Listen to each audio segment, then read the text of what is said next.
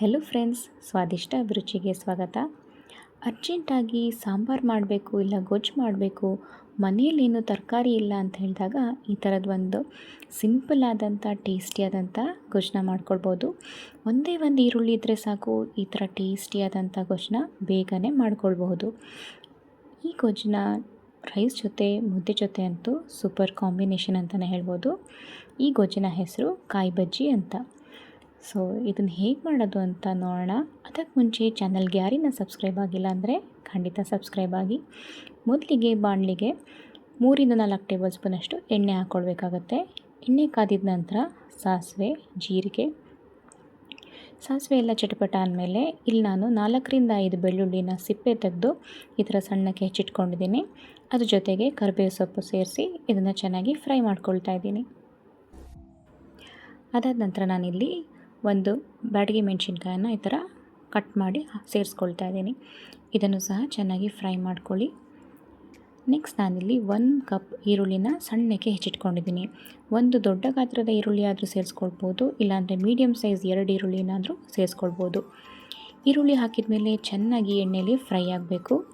ಉಪ್ಪೇನು ಸೇರಿಸೋದು ಬೇಡ. ಇವಾಗಲೇ ಎಣ್ಣೆಯಲ್ಲೇ ಈರುಳ್ಳಿ ಚೆನ್ನಾಗಿ ಫ್ರೈ ಆದಷ್ಟು ತುಂಬಾ ಟೇಸ್ಟ್ ಇರುತ್ತೆ.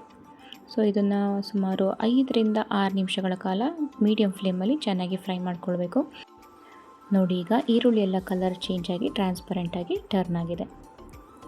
ಈ ಹಂತದಲ್ಲಿ ನಾವೀಗ ಸ್ವಲ್ಪ ಉಪ್ಪನ್ನು ಸೇರಿಸ್ಕೊಳ್ಬೇಕು. ಈರುಳ್ಳಿ ಎಲ್ಲ ಚೆನ್ನಾಗಿ ಉಪ್ಪು ಹಿಡಿಯಬೇಕು. ಆ ಕಾರಣದಿಂದ ಇವಾಗ ಸ್ವಲ್ಪ ಉಪ್ಪನ್ನು ಸೇರಿಸ್ತಾ ಇದ್ದೀನಿ. ಇದನ್ನು ಹಾಕಿದ ಮೇಲೆ ಚೆನ್ನಾಗಿ ಫ್ರೈ ಮಾಡ್ಕೊಳ್ಳಿ. ಇದು ಮೀಡಿಯಮ್ ಫ್ಲೇಮಲ್ಲಿ ಇದ್ದಷ್ಟು ಒಳ್ಳೆಯದು. ಈರುಳ್ಳಿ ಎಲ್ಲ ಚೆನ್ನಾಗಿ ಬೇಯುತ್ತೆ. ನೋಡಿ, ಈ ಹಂತದಲ್ಲಿ ನಾನು ತೋರಿಸ್ತಾ ಇದ್ದೀನಿ. ನೋಡಿ, ಎಲ್ಲ ಕ್ರಿಸ್ಪಾಗಿ ಈರುಳ್ಳಿ ಎಲ್ಲ ಚೆನ್ನಾಗಿ ಎಣ್ಣೆಯಲ್ಲಿ ಮತ್ತು ಉಪ್ಪಲ್ಲಿ ಚೆನ್ನಾಗಿ ಬೆಂದಿದೆ. ಇವಾಗ ನಾನಿಲ್ಲಿ ಅರ್ಧ ಟೀ ಸ್ಪೂನಷ್ಟು ಅರಿಶಿಣದ ಪುಡಿನ ಸೇರಿಸ್ಕೊಳ್ತಾ ಇದ್ದೀನಿ.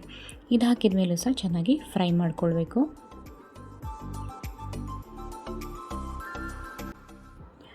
ನೆಕ್ಸ್ಟ್ ನಾನಿಲ್ಲಿ ಖಾರಕ್ಕೆ ಎಷ್ಟು ಬೇಕೋ ಅಷ್ಟು ಖಾರದ ಪುಡಿನ ಸೇರಿಸ್ಕೊಳ್ತಾ ಇದ್ದೀನಿ. ಖಾರದ ಪುಡಿ ಇಲ್ಲ ಅಂದರೆ ಬೇಕಿದ್ರೆ ಅಚ್ಚ ಖಾರದ ಪುಡಿನೂ ಸಹ ಸೇರಿಸ್ಕೊಳ್ಬೋದು.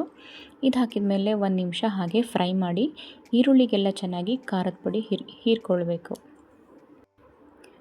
ಇದನ್ನೆಲ್ಲ ಚೆನ್ನಾಗಿ ಫ್ರೈ ಮಾಡ್ಕೊಂಡಿದ್ದಾಗಿದೆ. ನೋಡಿ, ತೋರಿಸ್ತಾ ಇದ್ದೀನಿ. ಈರುಳ್ಳಿಗೆಲ್ಲ ಖಾರದ ಪುಡಿ ಎಲ್ಲ ಚೆನ್ನಾಗಿ ಹೀರ್ಕೊಂಡಿದೆ. ಈ ಹಂತದಲ್ಲಿ ನಾನೀಗ ಸುಮಾರು ಒಂದು ನೆಲ್ಲಿಕಾಯಿ ಗಾತ್ರದಷ್ಟು ಹುಣಸೆ ಹಣ್ಣನ್ನು ನಾನು ನೆನೆಸಿಟ್ಕೊಂಡಿದ್ದೆ. ಈಗ ಹುಣಸೆಹಣ್ಣು ರಸನ ಸೇರಿಸ್ತಾ ಇದ್ದೀನಿ. ಇದು ಹಾಕಿದ ಮೇಲೆ 1 ನಿಮಿಷ ಚೆನ್ನಾಗಿ ಫ್ರೈ ಮಾಡ್ಕೊಳ್ಳಿ. ಎಲ್ಲವೂ ಸಹ ಚೆನ್ನಾಗಿ ಹೊಂದ್ಕೋಬೇಕು. ನೆಕ್ಸ್ಟ್ ನಾನಿಲ್ಲಿ ರುಚಿಗೆ ತಕ್ಕಷ್ಟು ಉಪ್ಪನ್ನು ಸೇರಿಸ್ತಾ ಇದ್ದೀನಿ. ಮೊದಲೇನೂ ಸಹ ನಾವು ಉಪ್ಪು ಸೇರಿಸ್ಕೊಂಡಿದ್ದೀವಿ. ಇವಾಗ ಉಪ್ಪು ಸೇರಿಸುವಾಗ ನೋಡಿಕೊಂಡು ಉಪ್ಪನ್ನು ಅಡ್ಜಸ್ಟ್ ಮಾಡ್ಕೊಳ್ಳಿ. ಇವಾಗ ನಾನಿಲ್ಲಿ ಸುಮಾರು 2 ಗ್ಲಾಸಷ್ಟು ನೀರನ್ನು ಸೇರಿಸ್ತಾ ಇದ್ದೀನಿ. ನೀರು ಸೇರಿಸಿದ್ದಾದಮೇಲೆ ಇದನ್ನ ಚೆನ್ನಾಗಿ ಮಿಕ್ಸ್ ಮಾಡಿ ಸುಮಾರು 3-4 ನಿಮಿಷಗಳ ಕಾಲ ಮೀಡಿಯಮ್ ಫ್ಲೇಮಲ್ಲಿ ಇದನ್ನು ಕುದಿಲಿಕ್ಕೆ ಬಿಡಬೇಕಾಗುತ್ತೆ. ನಾವು ಹಾಕಿರೋಂಥ ಉಪ್ಪು, ಹುಳಿ, ಖಾರ ಎಲ್ಲವೂ ಸಹ ಚೆನ್ನಾಗಿ ಹೊಂದ್ಕೊಬೇಕು. ಅದು ಕುದಿಯೋಷ್ಟರಲ್ಲಿ ನಾವೀಗ ಒಂದು ಮಸಾಲೆನ ರೆಡಿ ಮಾಡ್ಕೊಳ್ಳೋಣ.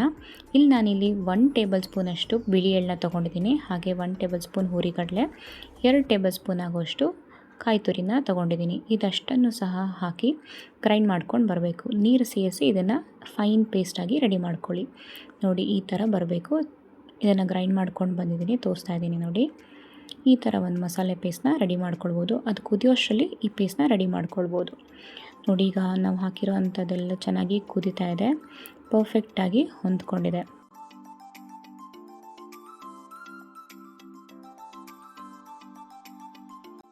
ಇವಾಗ ನಾನಿಲ್ಲಿ ಸ್ವಲ್ಪ ಬೆಲ್ಲನ ಸೇರಿಸ್ಕೊಳ್ತಾ ಇದ್ದೀನಿ.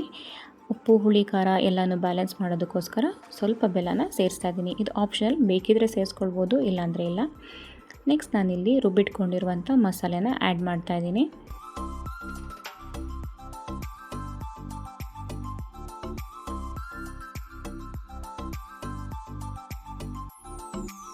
ಮಸಾಲೆ ಆ್ಯಡ್ ಮಾಡಿದ ಮೇಲೆ ಒಂದು ಸಲ ಮಿಕ್ಸ್ ಮಾಡಿ ಅದರದ್ದೇ ಸ್ವಲ್ಪ ನೀರನ್ನು ಸಹ ಸೇರಿಸ್ತಾ ಇದ್ದೀನಿ. ಕನ್ಸಿಸ್ಟೆನ್ಸಿನ ಅಡ್ಜಸ್ಟ್ ಮಾಡ್ಕೊಳ್ಳಿ. ಈ ಥರ ಕನ್ಸಿಸ್ಟೆನ್ಸಿಯಲ್ಲಿ ಇರಬೇಕು.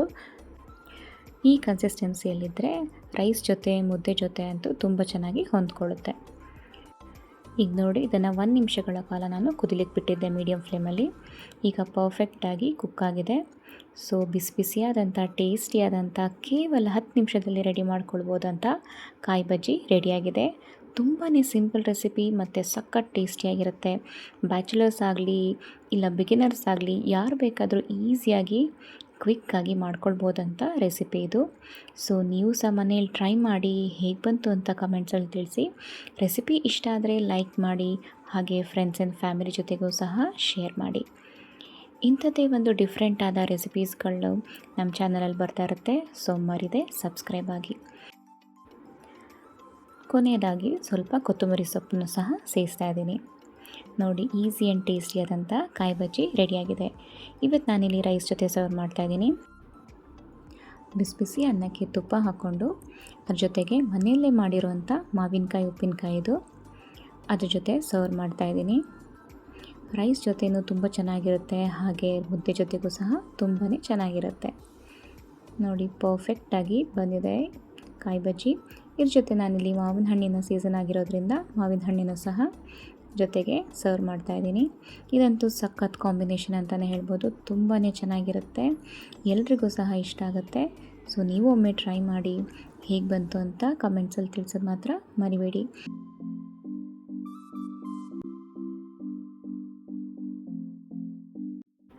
ಮುಂದಿನ ಒಂದು ಡಿಫ್ರೆಂಟ್ ಆದ ರೆಸಿಪಿಯೊಂದಿಗೆ ಮತ್ತೆ ಸಿಗ್ತೀನಿ. ಅಲ್ಲಿವರೆಗೂ ಧನ್ಯವಾದಗಳು.